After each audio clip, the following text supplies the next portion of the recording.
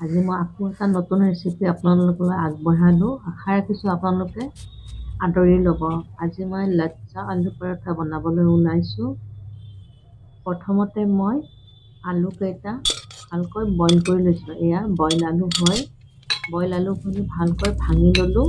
একদম মিহিকৈ ভাঙিব যাতে ডখৰাবোৰ নাথাকে, তেতিয়াহে আলুৰ পেষ্টটো ভাল হ'ব। এনেদৰে ভালকৈ ভাঙি ল'লোঁ। এতিয়া ইয়াতে মই কাটি থোৱা ধনিয়া অলপ দিলোঁ, কাটি থোৱা পিঁয়াজ দিলোঁ আৰু কাটি থোৱা ইয়াত কেঁচা জলকীয়া দিলোঁ। আপোনালোকে যদি জলকীয়া নাখায় তেতিয়াহ'লে নিদিব। আৰু এয়া নিমখ অলপ দিলোঁ সোৱাদ অনুযায়ী, ধনিয়া গুড়া দিলোঁ, জিৰাৰ গুড়া অলপ দিলোঁ, এয়া জলকীয়া ৰঙা জলকীয়াৰ গুড়া অলপ দিলোঁ, এয়া অলপ চাট মছলা দিলোঁ। মছলাটো আপোনালোকে যি ইচ্ছা তাকে দিব। আৰু এচামুচ মই কৰ্ণফ্ল'ৰ দিলোঁ যাতে আঠাত লাগি ধৰে। এনেকৈ ভালকৈ এতিয়া মই মিক্স কৰি ল'লোঁ। হাতেৰে ভালকৈ সানি মিক্সিং কৰি ল'ব আৰু নিমখটো হয়নে ভালকৈ চাই ল'ব।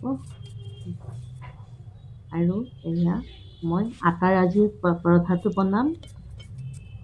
এনেদৰে আটাটো মাৰি থৈছিলোঁ, 4টা মই লাৰু ল'লোঁ। এতিয়া মই চাৰ্ফেচত মই অকণমান আটা অলপ দি ল'লোঁ, শুকান আটা, আৰু ভালদৰে এনেকৈ লাৰি লৈ এতিয়া মই এখন বেলি ল'ম। আৰু এইটো অলপ দীঘলীয়াকৈ বেলিলে বেছি ভাল হয়, গোলকৈ বেলাতকৈ। আজি মই 2টা প্ৰচেছত মই বনোৱাই দেখাম। সহজ, একেবাৰে সহজ। এইটো সদায় বনাব পাৰি, কোৱাইট জেনেৰেল একেবাৰে হয়। এনেকৈ আলুটোৰ মাজত দি ভালকৈ গোটেই চাৰিওফালে মই বিয়পাই দিলোঁ। আলুটো এনেদৰে বিয়পাই দিব। এতিয়া কাটি ল'ব মাজেৰে এনেকুৱাকৈ। এনেদৰে কাটি ল'লোঁ। পিঁয়াজ আছে কাৰণে অলপ লৰচৰ হয়। এনেকৈ কাটি ল'লোঁ, গোটেই সমান সমানকৈ কাটি ল'ব পিচকেইটা।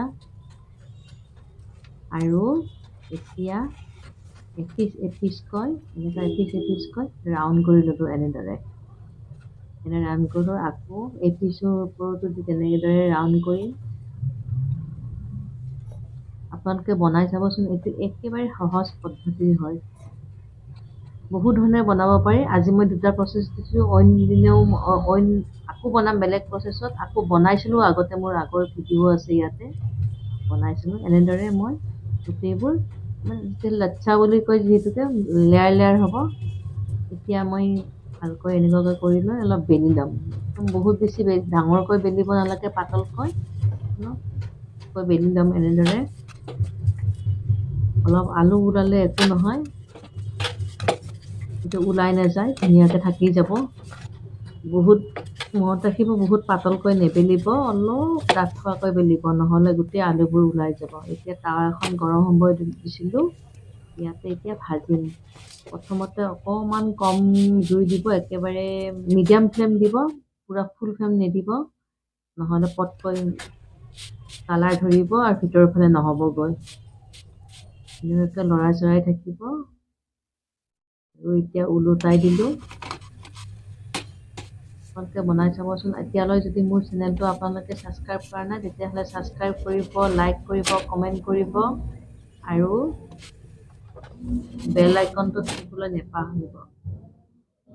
এনেদৰে এতিয়া 2 পিঠি হোৱাৰ পাছত মই অলপ তেল দিলোঁ। আপোনালোকে ক্ষীৰেও বনাব পাৰে।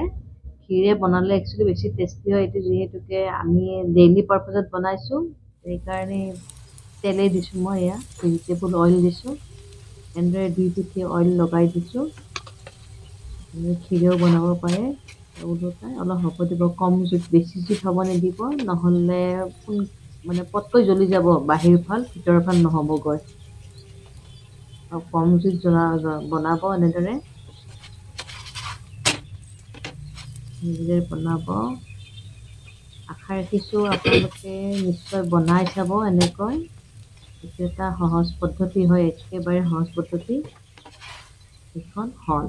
এতিয়া অইন এটা মই দেখুৱাওঁ বলক, অইন এটা কেনেধৰণে বেলিব পাৰি। এনেকৈ বেলি ল'লোঁ। বেলি লৈ ইয়াতে দিলোঁ। এইকেইটা এনেদৰে স্প্ৰেড কৰি ল'লোঁ। লৈ এতিয়া ৰাউণ্ড কৰি ল'ম।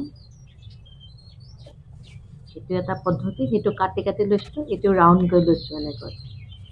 এতিয়া এটা লাড়ু বনাই ল'ম এনেদৰে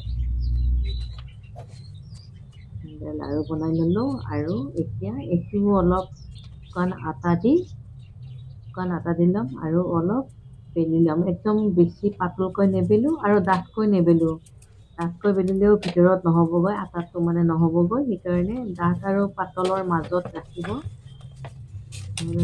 ঠিক এইটো পৰিচয়ত মই বেলি ল'লোঁ এতিয়া এইখনো ভালকৈ ভাজি ল'ম এইখনো মই তেলেৰেই ভাজিম মই ঘি দিয়া নাই আজি এনেদৰে ভাজি ল'ম অলপ কম জুইত বনাইছোঁ মিডিয়াম ফ্লেমত পিঠি হোৱাৰ পিছত অলপ তেল দিলোঁ আৰু অইন পিঠি অলপ তেল লগাই দিলোঁ আপোনালোকে নিশ্চয়কৈ বনাই চাব আশা ৰাখিছোঁ মোৰ আপোনালোকে ৰেচিপিটো ভাল পাইছে বনাবলৈ চেষ্টা কৰিব বহুতেই জানে তথাপিতো এনেকৈ বনাব চেষ্টা কৰিব এয়া মই গোটেই 4খনে বনাইছোঁ বহুত চফ্ট হৈছে বহুত চফ্ট হৈছে